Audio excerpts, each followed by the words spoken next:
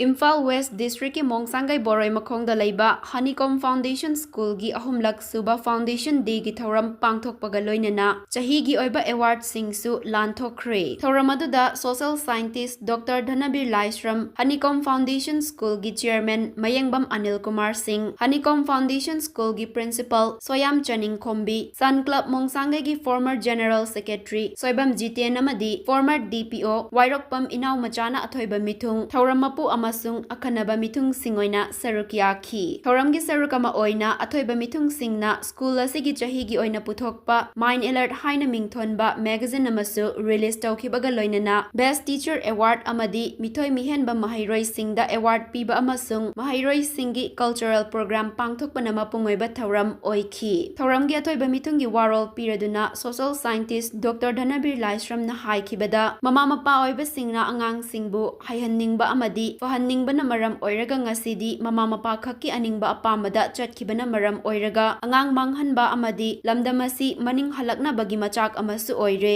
macha singi aningba apamba yenglaga ningthina wari shanaduna angang singbu afaba maikeide purakna ba hotnaba mathau tai ngasidi angang singda professional life khaktada chathankibana yumgi amadi khunaya sigi karimata khandre hairaduna asumna adum chatlagadi maning adum halakani haikhi